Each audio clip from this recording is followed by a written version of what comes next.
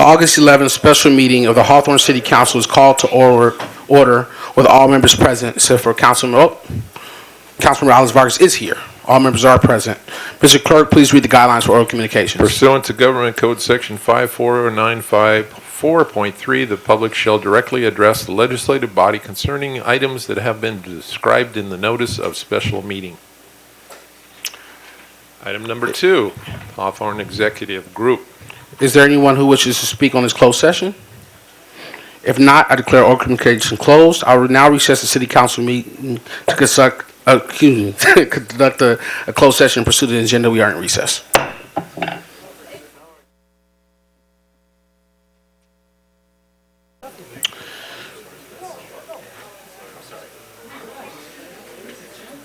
The City Council meeting is called back to order. We have met in closed session for a conference and pursue the agenda and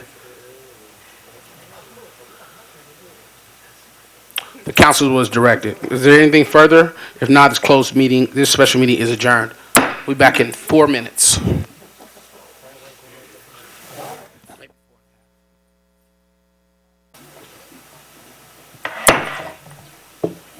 The August 11th, 2015 regular meetings of the Hawthorne City Council, Parking Authority, and Housing Authority are called to order jointly and concurrently with all members present. Patricia Donaldson will do the invocation tonight, and I will do the Pledge of Allegiance.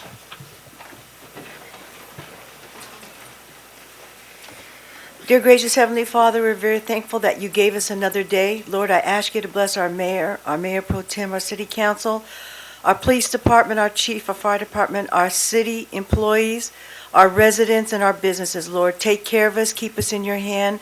Lord, take us through any trial that we may have, but bless us and bless this city. In your name we pray, Lord. Amen. Put your right hand over your heart. Ready, begin. I pledge allegiance to the flag of the United States of America and to the republic for which it stands, one nation, under God, indivisible, with liberty and justice for all. I would like to call our great chief to the podium.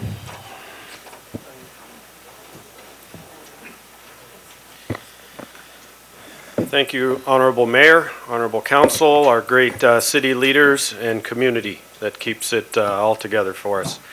I want to take a couple of minutes of your time tonight. A few subjects that I would like to cover. Each of them I could probably spend a decent amount of time on. I promise I won't do that to you. But their uniqueness and origin of my discussion tonight is fairly important. So I will move through this hopefully at an expeditious rate, and we'll get some knowledge out of it. The topics proposed you see before you, they each actually came up at the last council meeting by virtue of dialogue during oral communications or actually elected official requests. So these are 3 areas that are near and dear to police service. They're certainly near and dear to community residents' mindsets, and I'll try to both set a little background to each and then a very quick update. First, I want to cover response times. Response time, a lot goes into a public safety response time. And what I want to do is just take you and try to condense it into 3 simple areas. First, when an incident is created, when something happens and you pick up the phone and you call 911, that's the actual reporting of a notice. So when you think of response times, you can't forget that. In Hawthorne, when our community calls for service, their emergency call or non-emergency call ultimately arrives at our regional communications center. So if you're familiar with our police department, it's the smaller twin building that sits just west of us. And that's part of a consortium, and that entity, which we are a pioneer and founding partner of, has been in existence for almost 30 years. And they dispatch for about 7 different cities in the South Bay. One of them our own. We're the biggest stakeholder in it. So the calls that come in ultimately arrive there. A complaint taker listens to and communicates to the caller and then creates an incident that can then be categorized and then dispatched to us. If you look at the second box, what that incident is really derives what's going to happen next and the expediency of how it'll happen. So not every call has the same priority.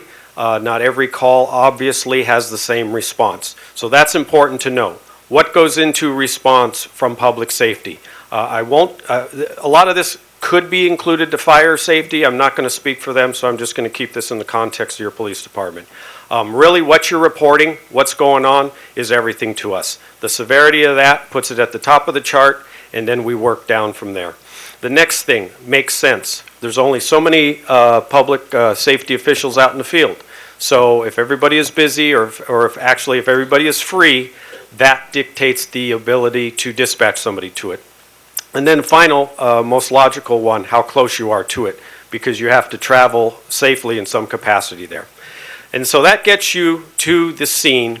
Those factors really detail what's considered response time. And then an area that I'll touch on loosely is the incident disposition, but I'll come back to that. So this next table here, hopefully if it shows well in this room, if it doesn't, I'm sorry. These are basically a quick snapshot of response time over the first 6 months of this year. The categories that are important for you to see, the first one, priority E, and then it goes down 1, 2, 3. Think of E as an emergent. They are going to be the highest priority calls that you can imagine. Some felonious assault, bad crime is in progress, and people are reporting it now. And then from that point down, as you work down, other calls start to get categorized. They could be disturbances. They could be the belief of a theft of something in progress. And then as it gets to the lower ends, those are more of your traditional, for what we call really report calls. The crime, unfortunately, has already occurred. There's literally actually nothing going on except for the fact that now a victim is discovering it. And so those priorities and what those are navigate to its classification. You'll notice a couple of key points here. Call received to arrival, that takes in the amount of time it takes a complaint taker to answer the phone, talk to you, make up information, and then start the call creation to us. Call dispatch to arrival, that's when the call is created and sent to a police officer in the field, and then that becomes their response time to get there. So I will tell you that we are absolutely in the green, perfect territory of where we can navigate within Los Angeles County with the reasonableness of our manpower for navigating traffic, navigating our calls for service workload versus how many officers we have, et cetera, et cetera. So you'll notice in the most emergent calls that affect people, we're usually in the ballpark of 2 to 4 minutes to get there. The other calls as you go down, the other line that I want to point out to you, very important, is take a look at the total. That's 11,000 calls up to June of this year. And I'm going to remind you, this isn't 11,000 incidents police officers have become involved in. These are 11,000 calls that have come into our dispatch center that ultimately were determined to merit a call creation. So the calls for service in our community, again, remain extremely high. Second category we talked about last week, I believe it was Council Member English who asked. Current crime stats. Crime stats and data derived typically take in a lot of different components. Again, for the purpose of this presentation, to be as brief as I can, I'm going to focus on 2 key areas. The first and foremost, Part 1 crime stats. Essentially categories created and monitored by the FBI in national jurisdictions that all law enforcement agencies report statistics to. So Part 1 crimes, as you will note at the bottom, and again, if it's a little hard to read here, I'm sorry, but I'll read them to you. Homicide, rape, robbery, assault, burglary, theft, vehicle theft, and arson. Those are the predominant categories that are charted. Really, they encompass the most serious crimes, and they also encompass the most typically encountered crimes. So when areas, cities, communities are compared against each other in a crime statistic way, these are the apples to apples categories. What I've included here for your update is a comparison, again, of the first half of this year, also in comparison to the first half of last year. So in the chart that you're looking at, the orangest line are the marks for this year, 2015. So in various categories, you're going to find different results, somewhat typical. You're going to find increases, again, unfortunately, but truthful to share with you, somewhat typical. And you'll also find increases in categories that mirror some of the dialogue that certainly I know our elected officials have helped push out and support me on. And that actually is now reflective of some of the legislative changes that have occurred in our state over the last several years. So that has directly impacted crime categories that impact quality of life, and offenders return to really society much sooner than they would have 3, 5, or 10 years ago. And thereby the categories that they are repeat offenders in, we are watching crime increases in those categories. Most notable one here that you see peaking is theft. It's the biggest one for me to point out to you. And the reason is because those were the target areas that habitual, and I use this in air quotes, lower grade offenders are attributed to. They're also a category that a lot of narcotic offenders find as really almost a partner complicit talent as well as narcotics. And so if you will look back in the legislative changes over the last several years, what the emphasis was going from incarceration to rehabilitation. And so they didn't want to, of course, thankfully, start with the worst of the worst individuals. So they didn't impact those that were your 3-strike offenders. They really hit the target audience of what they thought were the less serious crimes, and those were the narcotic-based and thieves. And so those were the target audience. And what happened is they tried to take them out of custody sooner so that they could be rehabilitated.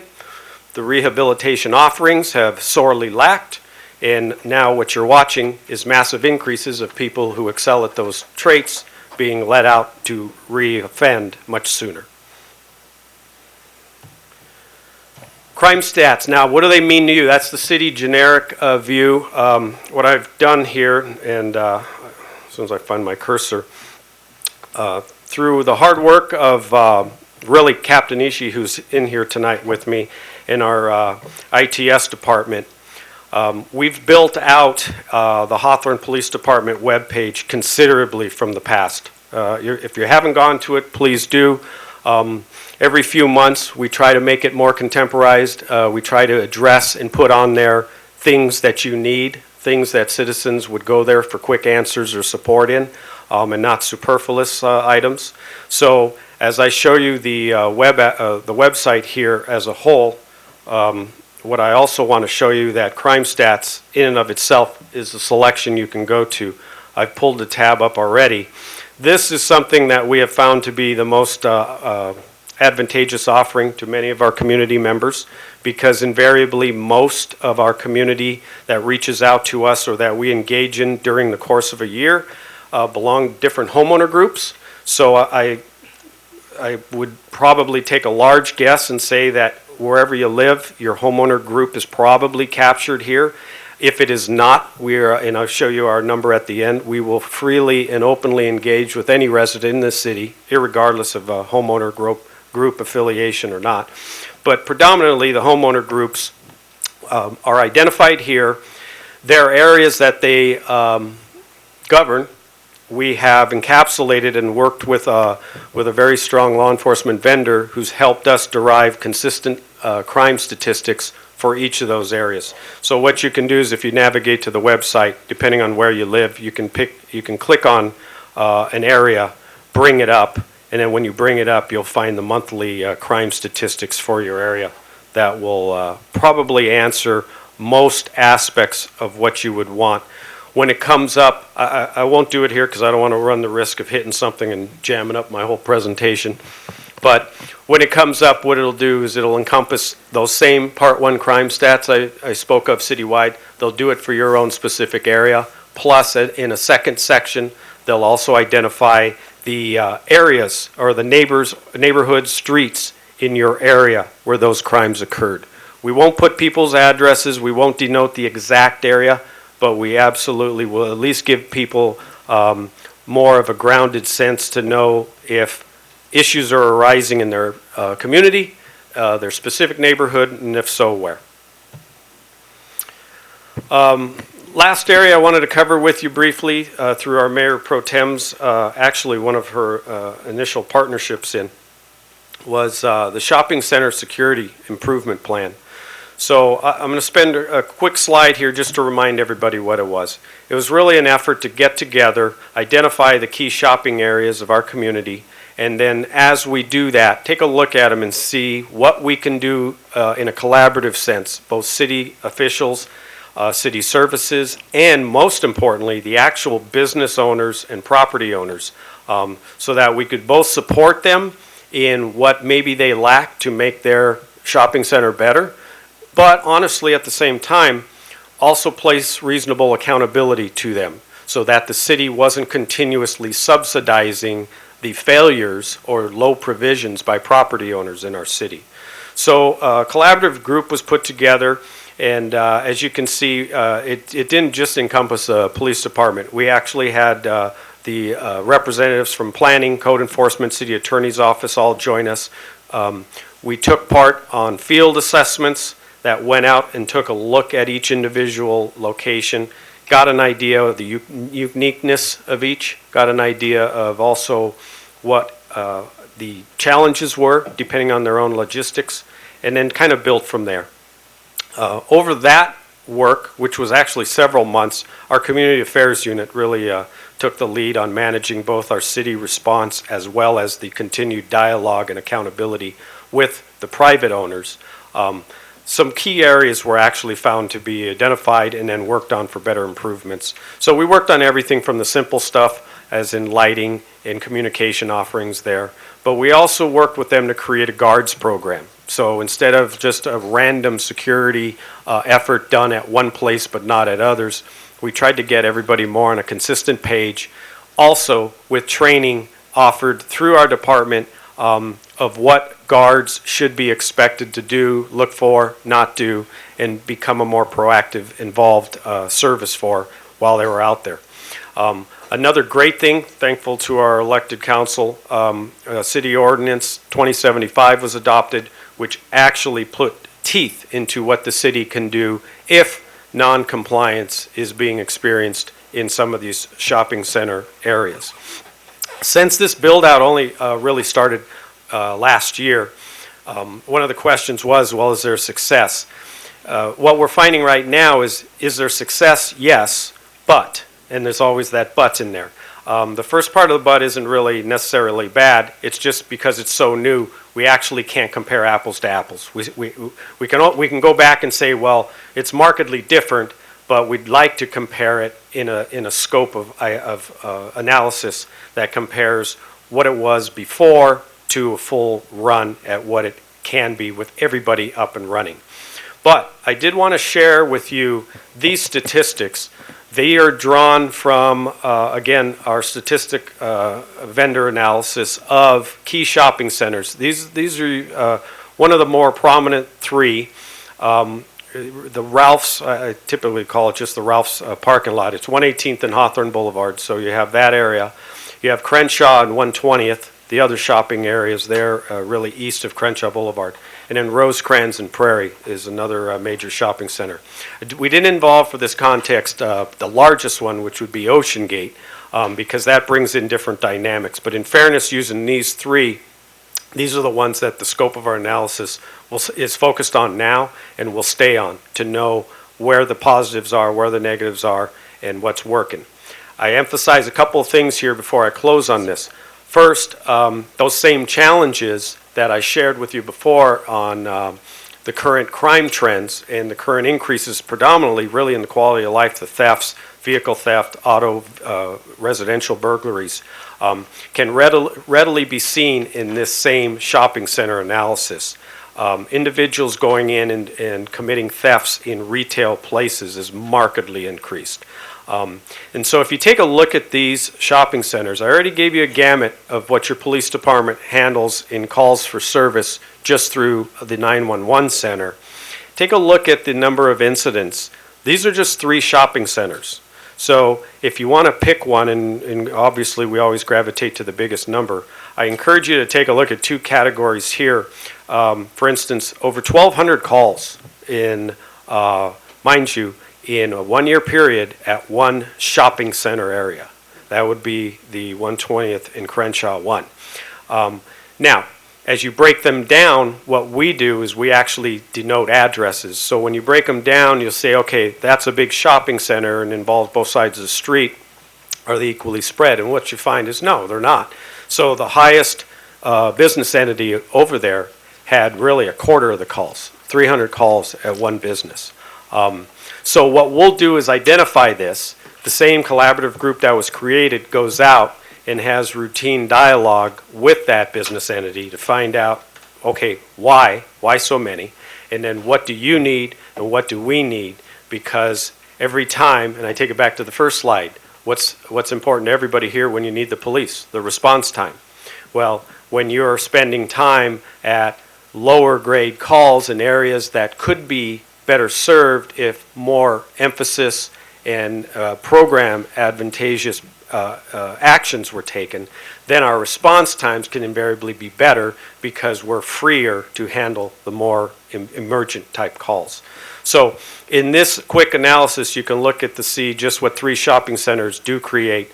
You can see that every shopping center in and of itself usually has a large stakeholder that derives a lot of calls. And yes, I will tell you that the vast majority of those calls typically are a petty theft or a theft. I'm not here to set anything in anybody's mindset that they're a felonious-based call or something that would jeopardize your safety and security more than normal. Last slide, and I will thank you for your time. Please know our community is always open and invited to contact our Community Affairs Unit for anything, whether it be just a better way to secure your own home or your car, questions you may have that have to do with neighborhood issues. I believe, remind me, Mike, I think this Thursday is a Coffee with the Cop. I believe we're doing one I believe it's this time, it's on at the McDonald's on the west side of town on Rosecrans in Hindley. So anyway, I invite any community member always to try to engage with us as much as we are trying to engage with you, both in the personal sense, social media sense, and most importantly, your appreciation for having your Hawthorne Police Department. So with that, Mr. Mayor, thank you for your time. Thank you for the council's time. To the chair. Yes. Thank you, Chief, and I appreciate the stats that you provided this evening. That was something that I thought was very important to bring forth to the community. More importantly, I think it's something we need to do on a regular. I would ask that you would look into doing this on a possibly every 6 months basis. I understand that not everyone has access to the website and is understands exactly where they might have concerns and know what to do. I appreciate the officer with the cop, coffee with the cop, and that's obviously taken off nationally, and I thank you for what you've been forwarding to us. Some of the great work from our police officers that are nationally known at this point in going out in training, so we appreciate that. I addressed some concerns at the last council with regards to possibly looking at ceasing operations of alcohol sales at 10 p.m. This is something I'd like to discuss further. I know that there are great concern in the community with regards to some of these, not all stores that continue to have these type of vagrants that just hang out and are really up to no good. And so I'd like to discuss that and look at that further. I've been speaking myself with ABC through the state, and so I'd like to collaborate and see what efforts we could make to deter some of the obvious, and so want to work on that. I want to ultimately see, if you can, a breakdown. I know you made mention of Prop 147, the early release. 47, yes. Yep. And so I'd like to see like a portion of that on its own, the crime stats from that alone, and then possibly the crime stats from the 4th of July alone, and then possibly provide this at the next presentation in a few months or so. Okay. If it's something that's needed sooner, we'll definitely call on you, and I'm sure we could coordinate that here. Yes, ma'am. But to your police officers, as always, great work, stay safe, and I'm out there watching what it is that you're doing too. And that goes across the board, whether you're riding on a bus or on a bike or just pedestrian on the street. You could see it, and we could see, obviously, the PD that's on it. And so we appreciate that greatly, at least I do. And I know the community is safer because of Hawthorne Police. Well, thank you very Thank much. you. And, Through the Through chair. the, chair. Go ahead. Ladies first. Through the chair. Yes. Thank you. Thank you, Chief Fager, for that excellent comprehensive report. And I am just delighted at the growth of the shopping center security program. So I wanted to ask you a couple of questions about it. Have you gotten the cooperation from the shopping center owners that is necessary for this to continue to be successful? Yes, yes. Largely, the cooperation, the dialogue is there. But like in any avenue, no different than our own Civic Avenue, there's always a cost implication, there's a time implication. So trying to juncture that with a partnership to say we understand, but there's got to be a deadline. Like we can't just say we understand forever and watch the quality of life decrease. So that's been the biggest challenge. Have you seen noticeable changes since you've been working with them? Yes, we have the noticeable changes of the shopping centers. Even more so, we actually have more noticeable changes with the largest stakeholders within them, because really every shopping center has a main anchor. And it's usually that anchor that draws the most impact, whether it be positive or whether it be negative. So really working with them and having them understand that this is not just a one-off. It's not like we're picking on you, and it's not like the focus is solely an accusation against you, but having them understand that this is a civic partnership. However, the bigger success you are, you can be showcased as one of the civic winners, then that gives them a new incentivized reason to play ball with us. I just wonder, with the shopping centers, especially where you have the anchors that are corporate owned, Yes. and they're not actually managed from Hawthorne, but managed from somewhere else, from regional manager somewhere.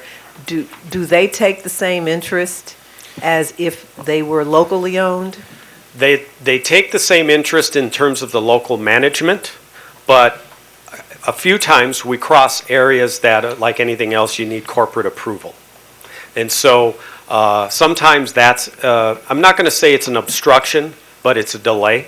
So they have to go through their own procedural backgrounds to figure out what we're talking about. And then once they partner with us, the response has been great. I can tell you one example is Target, because Target is a very large corporation, very large entity, and their store in our city is one of the top. But it's the top of everything. It's the top in volume, top in sales, and also the top in calls for service by virtue of just being in that class.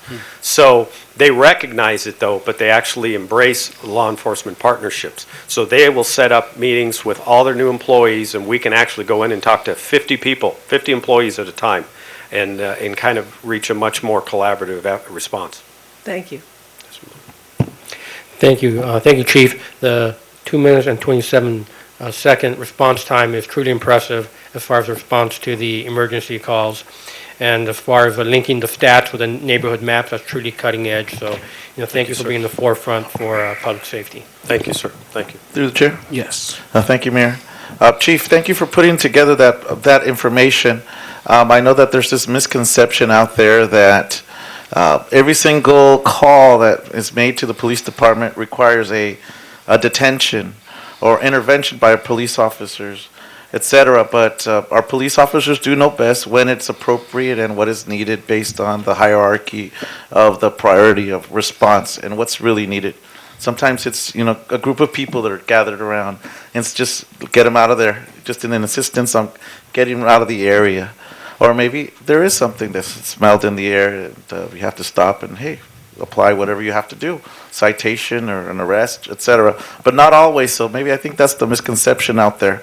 My question to you, and a concern that the residents have, a couple of residents have out there, is when they call, can they remain anonymous? This is always something that keeps coming up. And Yes, I have sir. a couple comments after you've Yes, answered sir. that. Yeah, first, thank you for talking about that. Actually, in one of my slides, I mentioned disposition at the end of a call. Yeah. Really, that's what was the result? What happened? What'd you do or what didn't you do? So I appreciate you sharing that, because you're absolutely right. A lot of times residents call for good reasons. They see things. but depending on what they're reporting, depending on the type of crime, if our officers get there and don't see those same things, I'm sorry to offend people, but you saying you saw it is not good enough. That's the problem. So many times it'll have that generic appearance of, well, they showed up, they just said something, chatted with them, and then let them all go. Well, because they have to trip certain criteria in our police officer presences to enact a further investigation and maybe arrest. So that's important to know. So thank you for sharing that. Can residents remain anonymous? Absolutely, they can remain anonymous. In this day and age of technology, just like it's affecting law enforcement, though, do know when people call, we most of the time end up with your phone number. So we will end up probably trying to reach back to you saying, okay, you wanted to remain anonymous, but we may be at a crossroad where if you don't come forward and help us and say who you are and let us contact you for further information, then we are actually going nowhere with anything. And that leads to that frustration level. One of the best examples I can give to you, and let's keep all the serious type calls aside for now, is loud music. Very common complaint, especially in parts of our cities where there's apartment complexes and people live in close proximity to each other. You can always call our department if somebody is violating your standard of disturbing your peace, and for instance, the music is just inordinately loud, and if you would like to remain anonymous, we will still come out and try to address the problem for you. However, I do have to put this out. If something is to be done, if something should be done, because this is now the second or third time, if you so choose to remain anonymous, then what you do with us is you take away the one area we have of furthering a complaint, because, for instance, in my example, loud music, you have to have really, for lack of a better word, a victim. And it's not us. It is you who called. So if you call and you don't want to get involved, then we can't use you as a victim, and most of the time you're not going to see the success you have. So that's the one thing I do want to emphasize to our residents. We'd rather have you call to address issues, but just understand not getting involved will only take solution to a certain point. So the other thing I wanted to mention was I noted the response times, and the response times are very, very good. So it definitely speaks to the excellence of our police department doing what you got to do and running a tight ship. So I commend our police officers and Thank you. management for putting that together and asking for all the resources to make stuff like that happen. But definitely, Proposition 47, some people touched on it. And it's something that I see as I teach in the high school program to inmates in the county jail. And definitely, it's something that has definitely hurt our community with the early release of criminals. You know, the reduction of some of the drug offenses out there. There used to be felonies, now they're misdemeanors, etc. And in my work, I see a lot of recurring bodies coming in and out of the system that I have to teach. And they take it lightly. Oh, I'm back again, ha, ha, ha. Or people just they take it lightly. So the reoccurrence of these crimes is more frequent. So you have a lot of more criminality out on the street. It's unfortunate. I think the community, the state was deceived. Unfortunately, the members of our council decided to vote on a resolution, support a resolution in support of Proposition 47. We knew ahead of time, and police agencies were warning us that something was going to happen. And it's come true. The sheriff of LA County mentioned something. You've mentioned something. I've heard the chief of police in Long Beach say something. It's definitely something that I think people spoke to soon in support of. And look what's happened. So I also have heard talk that there might be police agencies and law enforcement throughout the state that are going to unite and ask for the reversal of Proposition 47. Is that something that you think our department or you would recommend our city to do at this early point in the game, sir? Well, I would definitely tell you, yes, I would support that 100%, and you're going to find all in law enforcement behind it 100%. But it is actually a legislative act, so it's beyond that. It'd have to be a new initiative to overturn it. Okay. I'm glad to hear that. I want to thank you for all the work you've done. Actually, it was one of my personal fundraisers that this crime actually happened that initiated this particular program. And I want to thank you so much. It was 2 years ago already. It feels like it was yesterday. But it was one of my contributors whose car was broken into. Everything was taken. And it was, and I'm glad Councilwoman Valentine did step up to the plate and make this beautiful program happen. Thank you. Thank you, Mr. Mayor. Thank you all. I would like to call Director David Roberts to the podium, please.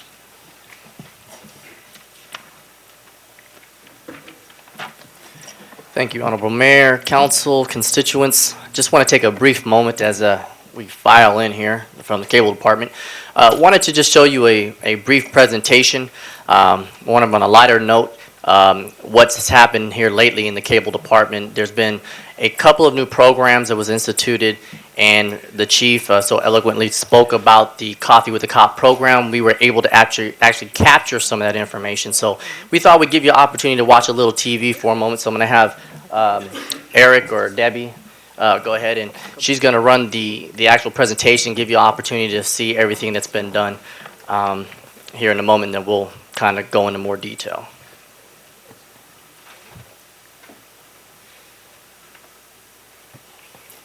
And while she's, hopefully that'll pull up. Yeah, this should play it there.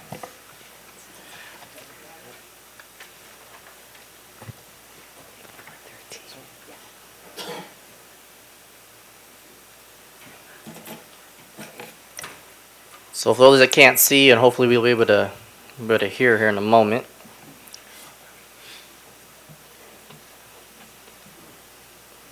There we go. HCTV earned first place at the 2015 Scanator Awards for City News and in the category of documentary profile under 400,000 for our coverage of Coffee with the Cop, as well as placing in second place for Hawthorne Profiles in the same category. In addition, we earned second place for Our Town Continental Gourmet.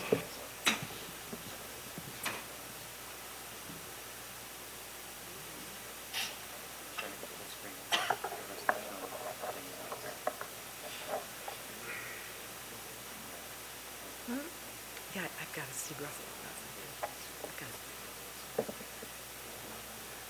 In this edition of City News, find out what major company released one of its newest products right here in our own city. Also see how local organizations are putting their foot down to stop domestic violence. Let's see why these folks are already thinking of the holiday season. These stories and much more coming up on City News.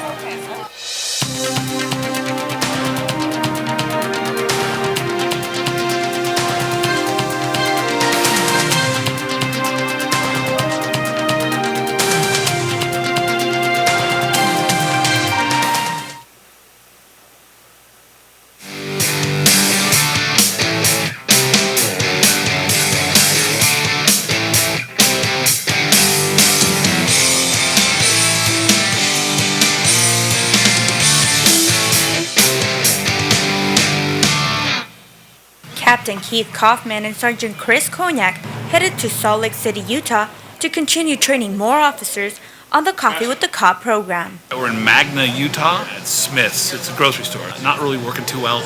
There's some issues with, people aren't coming in and there's a lot of cops and it's kind of intimidating. They're helping the host agency with suggestions on how to improve if necessary.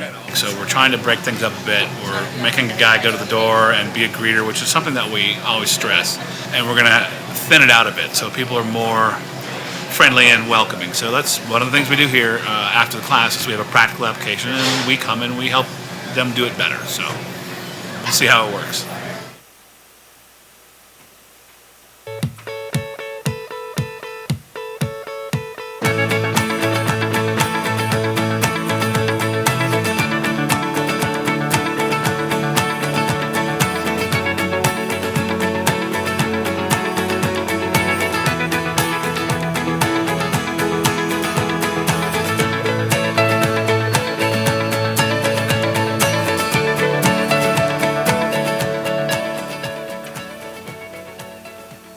Olympian pride. This comes to mind when the topic of losing your football is talked about.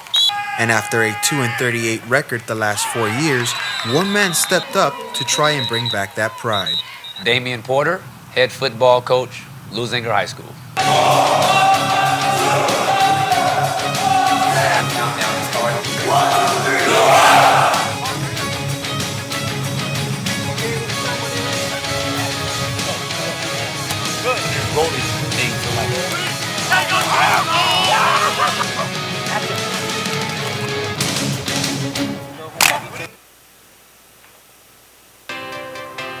Hawthorne's got some great stuff. Great food, great people, great stories. I'm Sergeant Chris Cognac, and I'm going to show them to you. This is our town.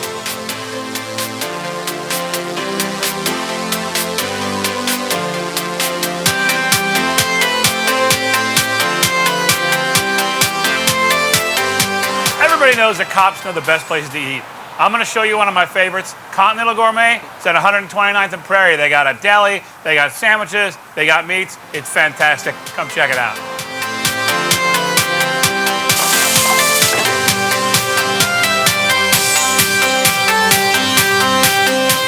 All right, we're going to meet my friend Sergio. He's been here for a long time. His family owns this place. It's great food.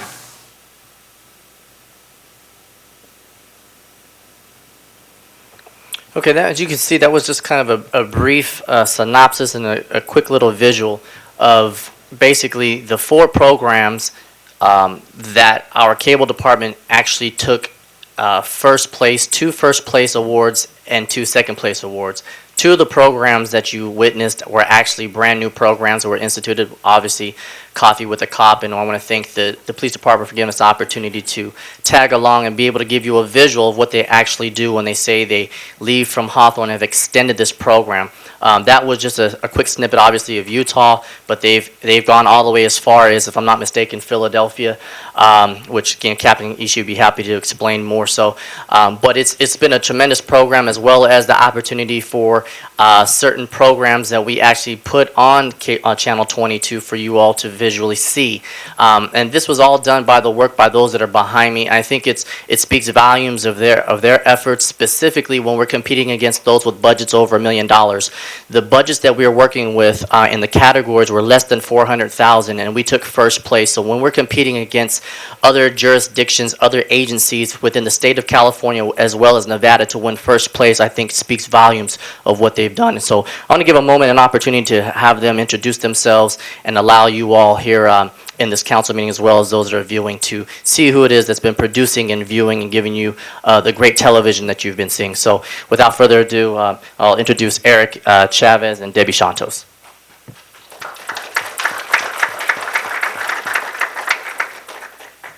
Thank you very much for this opportunity for you guys to check out some of the work that we've done. I'll let all the guys here introduce themselves, but I just wanted to say some of the guys that couldn't be here, want to recognize them, because without them, some of this stuff couldn't have happened. That's Photog's Francisco Castillo, Luis Godinez, Luis Gonzalez, Stephen James, Mamdou Salih, and reporters is Daniel Lindley, Shantae Passmore, Cindy San Luis, and Jennifer Wade. Here's the rest of the crew.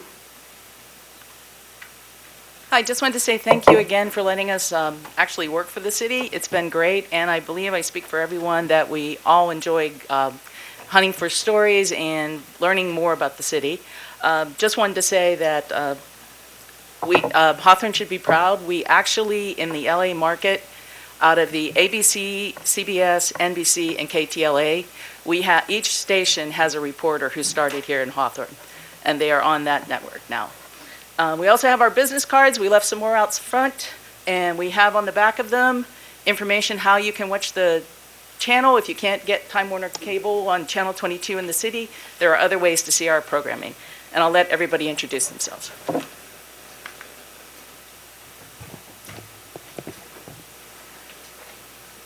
Hello, I'm Freddie Rodriguez. I'm a photographer for the channel. I'm Jennifer Murillo Avila. I'm a reporter and producer and anchor for our channel. Hello, I'm Kelly Moody. I'm one of the actual new reporters for Hawthorne Community Television, and it's been very exciting to get to watch everything that happens in the city, so thank you. Hello, I'm Paul Knapp, and I've been here 15 years. I've probably done 560 council meetings. Wow. Always downstairs, so you don't see me. I've produced over 200 library shows. I've produced 5 documentaries of Beach Boys. I was co-host with Norb on the tour of Hawthorne, and just been a great time these last 15 years. Thanks. And so again, council as well as constituents, I just wanted you to get a visual of those that are behind the camera. So when you're out and about and the different events that happen in the city and you wonder, well, who is it that's covering them? These are just some of the staff. One of the staff members, as a matter of fact, is getting an Employee of the Year award with the Los Angeles Dodgers, so that's why they can't be here, because they're working there. So we're very extremely proud of all the work that they've done, and just wanted to give you an opportunity to see them face to face, since you typically they're behind the camera, so you don't really get to see them or intermingle with them. But at this time, if I'd love to have the council, if they wouldn't mind, taking a picture with the folks, and we'd like to get those posted on the website so we can kind of promote and brag on all of our employees here with the cable department. So thank you again for your time. Thank you. Absolutely.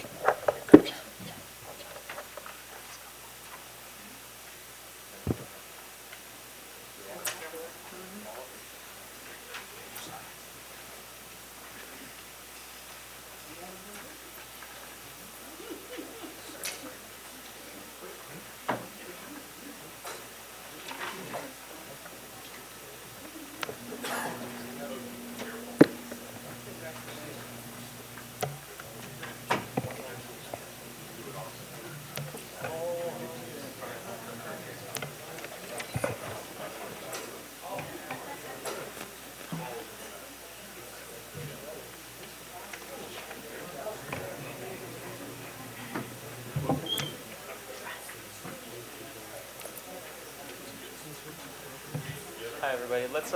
Let's even out a little bit. If I can get you guys to go to your right.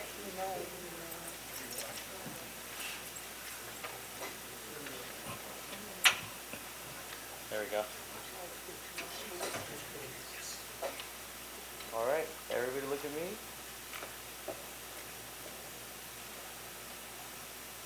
One, two, three.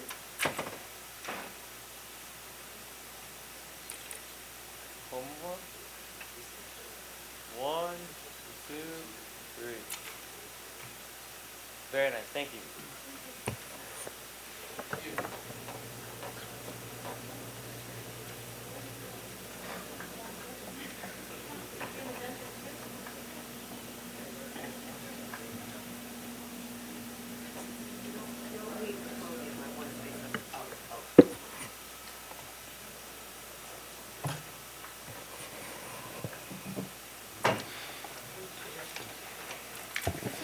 Yes.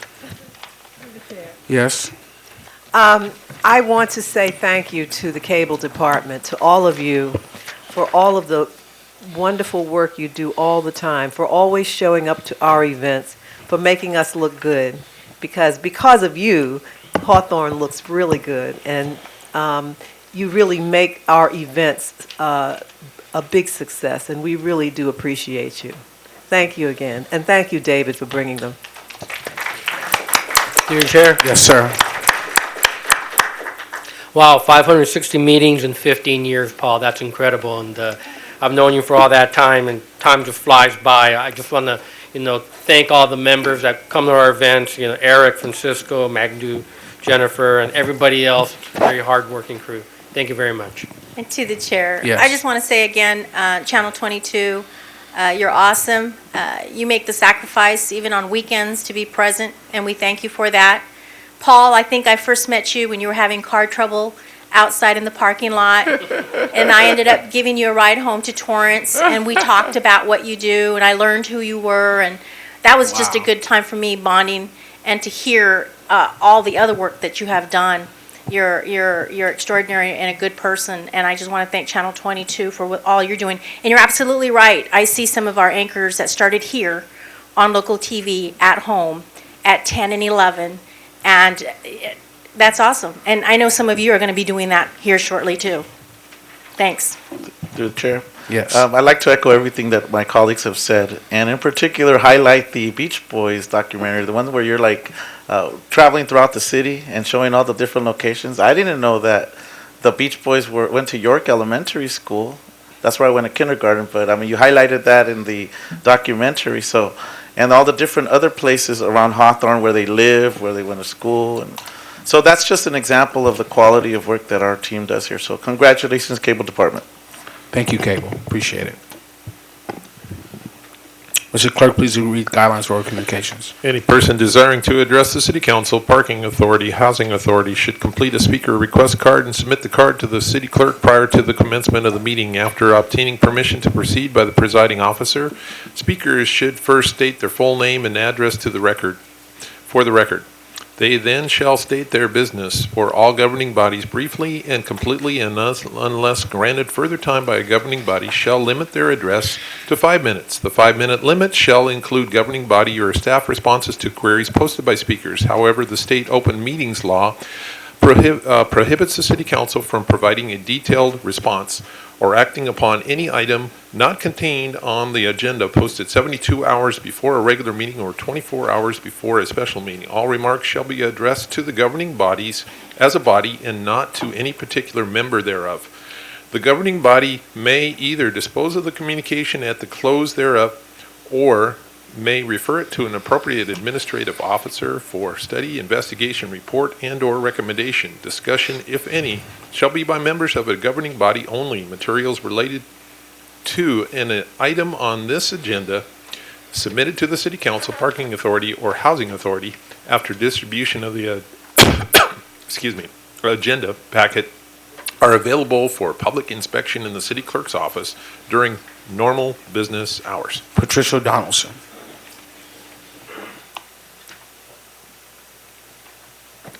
Good evening, everyone. Mayor, Mayor Pro Tem, City Council. Patricia Donaldson, President CEO of the Hawthorne Chamber of Commerce. I wanted to make an announcement that our installation for our Board of Directors will be on August 28th at 11:30 a.m. at the Memorial Center.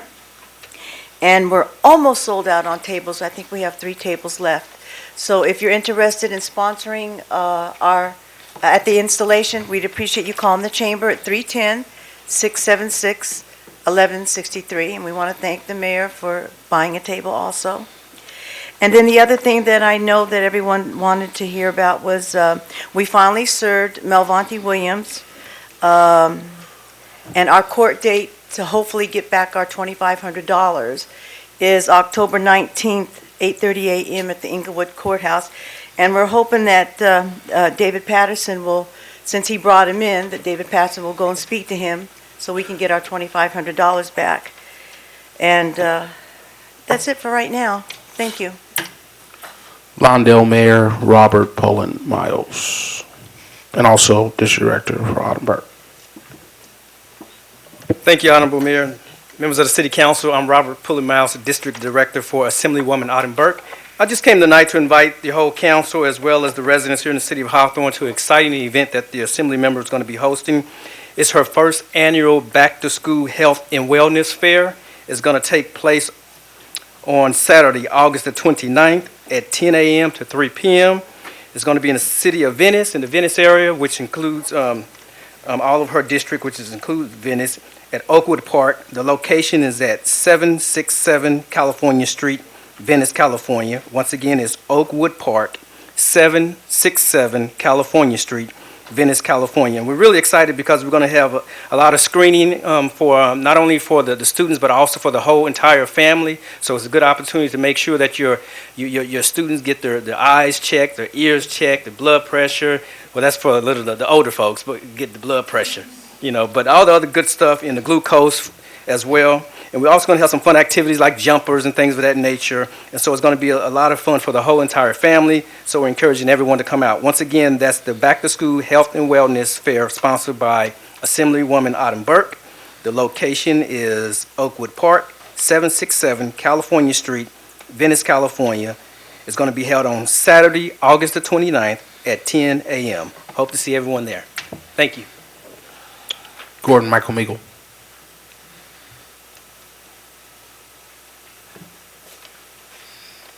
Hello, everyone. Gordon Michael Meagle, native and resident of Hawthorne since October the 8th, 1952.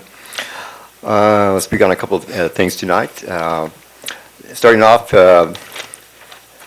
this past Saturday, August the 8th, there was an article in the Los Angeles Times in regards to the Martin Luther King Hospital that had their grand opening at over there in South Los Angeles. A great victory for the people over there, and the community that has been without a hospital for 8 years, mind you. And Mark Ridley Thomas, who had initially tried to open up the hospital as a public county-only facility, was basically run up against a brick wall whenever a group of us right here from Hawthorne, a group of residents, business people, civic leaders, and other professionals put forward a proposal for a new hospital on the side of the RFK Medical Center via a regional nonprofit hospital under a public-private partnership. Mark Ridley Thomas ran with that and was ultimately successful, and he was very much appreciative to our group, and has promised that once he had finished with the MLK Hospital project, and now he has, he would turn his attention to Hawthorne and help us out. So I think it's going to be very important for the leaders in our city to get together with all the interested parties, various professionals, and to work together, kind of a task force, what have you, and to make our hospital happen here. It's going to be very important. Another article that appeared in a newspaper, this one being the Daily Breeze of yesterday, August the 10th, and this regards the Del Amo Fashion Center, the mall that has been under construction for, well, nearly a couple of years, 21 months they say to be exact. And Nordstrom's that'll be moving from the Galleria down over there. And quite honestly, it took a lot of strong leadership from the city of Torrance, various other people working together to make it happen over there. And that, turning our attention here, focusing on our Hawthorne Mall across the boulevard over here, that's what it's going to take, strong leadership from the top on down. And whoever is sitting up on the dais is really going to have to put themselves out a lot more than they usually do, because we have a mall that has been closed for 15 years. It's a money maker that can happen. We have all of the ingredients to make it happen. There is no excuse for it not to happen, and we need to work together with the mall owner, provide what are the incentives, this, that, and whatever, to make that come to fruition sooner rather than later. And that speaks in the same vein to our hospital. For the hospital, a new hospital on the side of the Robert F. Kennedy Medical Center, the money is there, both public and private realm. It's not a matter of it not being there, it's a matter of leadership again, and getting with the right people to make it happen. So the people, the voters, are going to all be scrutinizing, the current leadership and those that are candidates out there, and they need to ask those tough questions. Where do you stand on the mall, the hospital, the civic center, museum, library, and the park? And what's your plan of action? How are you going to accomplish this? And so on and so forth. The people have been waiting far too long, 15 years on the mall, 10 years on the hospital. And, Lawndale has gotten a new library years ahead of Hawthorne when we could have had it long before. So that being said, hopefully everybody will take that into consideration as they proceed on the campaign trail and vying amongst each others for the positions that are out there. The people will be wanting very much to hear everything that comes through their mail, whether when you come door to door, you're talking to them, or at candidate forums, whatever it may be.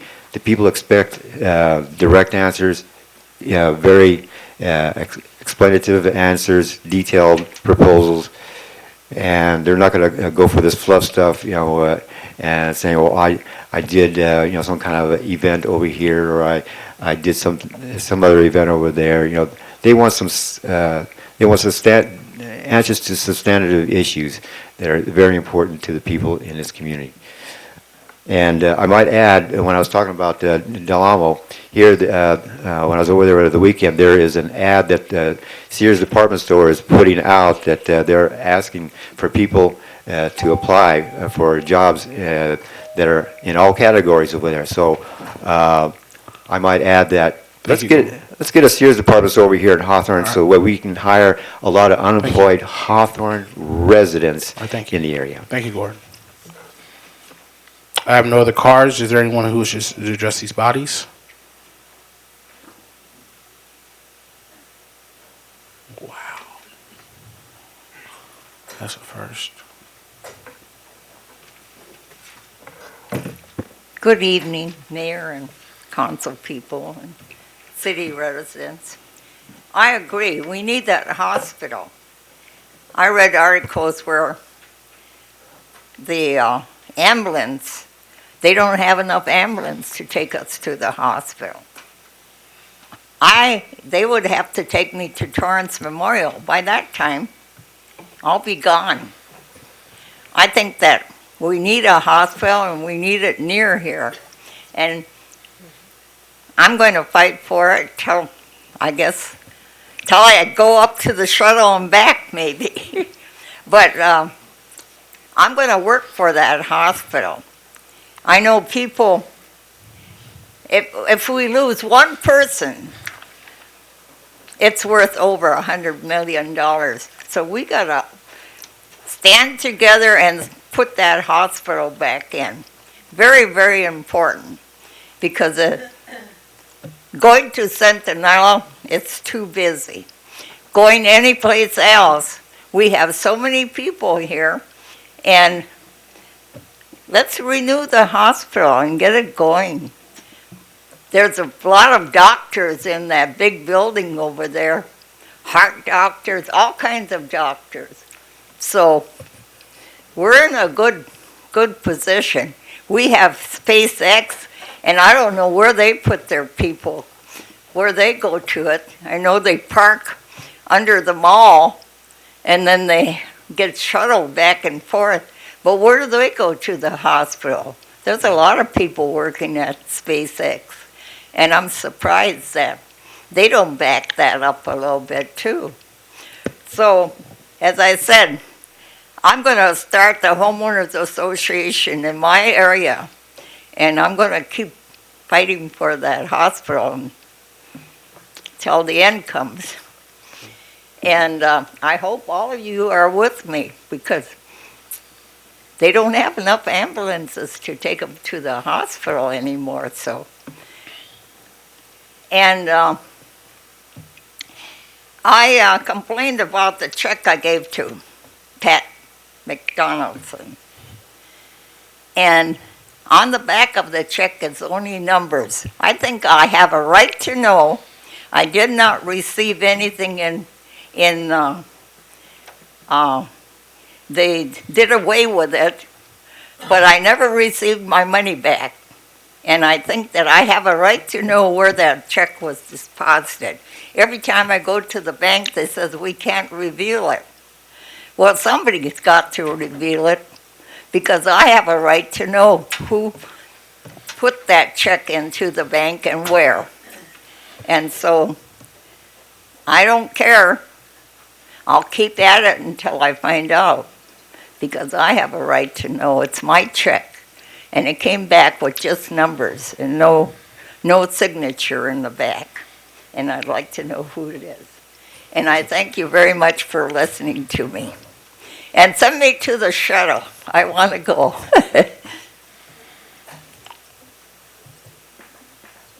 If there are no objections, I declare oral communications closed. So ordered. At this time, I recess the Parking Authority and Housing Authority meetings to conduct the City Council meeting. The authority meetings are recessed. Mr. Clerk, may we have your consent calendar, please? Thank you, Mr. Mayor. I have 7 items on my consent calendar for your approval. Item number 3, approval of the waiver of full readings of resolutions and ordinances on tonight's agenda.